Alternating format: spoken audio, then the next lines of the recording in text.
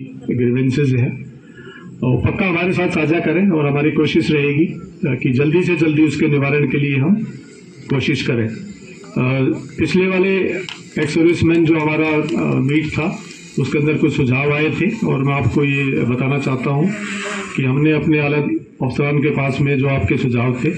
उनको आगे बढ़ाया है और जैसे कि आप सभी को ज्ञात है हम एक संस्था के हिस्सा हैं और इस पर जल्दी ही कोई कार्रवाई की जाएगी और आपको हम इसकी जो सूचनाएं हैं आपके जो रिप्रेजेंटेटिव हैं उनके द्वारा आपके पास में जल्दी से जल्दी पहुंचाएंगे।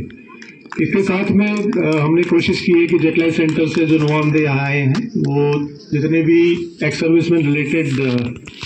से उनके परिवार के लिए है या बच्चों के लिए है, काफ़ी योजनाएं इंडियन आर्मी ने चलाई हैं। एक बहाना होता है इकट्ठा होने का, एक दूसरे से बातचीत करने का, रास्ता दोबारा कायम करने का, क्योंकि जैसे मैंने पहले कहा कि ज़िंदगी की रफ्तार बहुत तेज़ हो गई है और जो रास्ता है वो सिर्फ फ़ोन के माध्यम से ही रह गया। लेकिन जब तक हम एक दूसरे से मिलेंगे नहीं, एक दूसरे को अपने होने का एहसास नहीं दिलाएंगे, तो वो जो एक कोई भी एक कुनबा है जो उसकी पहचान है वो एक दूसरे के साथ ही बनती है। तो सिर्फ ये वैसे भी हम इकट्ठे होते रहते हैं, बट ये एक मौका होता है कि जिसमें हम याद करते हैं कि हम किस बहादुर ऑर्गेनाइजेशन को बिलोंग करते हैं और कैसा इतिहास इसने रचा है और हम सब मिलके आने वाली जनरेशन्स को क्या प्रेरणा दे सकते हैं, जिससे आगे वाली जो जनरेशन है वो भी इसी तरह अपने देश से, अपनी वर्दी से और अपनी जगह से वैसे ही प्रेम करती रहे और उसकी हमेशा सुरक्षा के लिए तैयार रहे। आगे वाले आने वाली जो नौजवान पीढ़ी है उनको सिर्फ मोटिवेट करने का एक तरीका है और जो पुरानी पीढ़ी है उसको धन्यवाद कहने का एक तरीका है, बिकॉज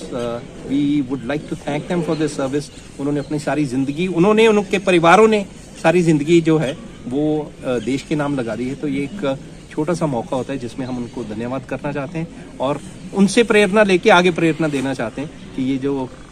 फौज की महान ऑर्गेनाइजेशन है वो ऐसे ही चलती रहे और हम देश में जितना अपना योगदान दे सकते हैं वो योगदान दें। पति थे, देश की सेवा कर रहे थे, वो तब भी उसके पीछे जो थी मजबूत एक नींव बन के खड़ी हुई थी और उसके जाने के बाद उसके परिवार के लिए भी खड़ी हुई है। तो वीर नारी से बड़ी चीज़ मैं नहीं सोचता हूँ कि कोई हो सकती है। वो सबसे बड़ी प्रेरणा का हमारे लिए स्रोत हैं और जो जनरेशन इन चीज़ों को भूल चुकी है उनको देख के उनको याद करना चाहिए कि ये है एक जीवन जिसमें त्याग भी है, बलिदान भी है और हौसला देखो कितना बड़ा है कि दो परिवारों का जो है वो ख्याल रखना, बच्चों को आगे फिर उतना मजबूत करके। और बहुत सी वीर नारियों ने तो अपने बच्चे दोबारा अभी फौज में भी भेजे हैं। तो देखिए, इनसे ज़्यादा हम किससे सीख सकते हैं? मैं नहीं सोचता हूँ कि वीर नारी से अधिक कोई भी एग्जाम्पल हो सकती है समाज को अच्छी प्रेरणा और अच्छा स्रोत देने। उनके सुख दुख देखो, जैसे मैंने शुरू में बोला था कि हर एक ने एक दिन एक सर्विसमैन बनना है, तो ये सुख दुख इनके अकेले के नहीं है, हम सबके सुख दुख हैं।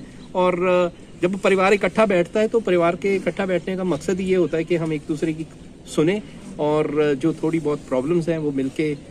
बांट के सॉल्व करें। और साथ में अभी मिलके बहुत सी चीज़ें ऐसी हैं जो हम इनके एक्सपीरियंस से सीख सकते हैं। और जैसे कि मैंने बोला कि ये तो हमारे प्रेरणा के स्रोत हैं और जितनी बार इनसे प्रेरणा लें कम है और हम प्रेरणा लेते रहेंगे और इनको श्योरिटी देते रहेंगे कि हम इनके साथ हैं और जो कुछ इन्होंने सिखाया है वो धरोहर को हम आके लेके चलते हैं।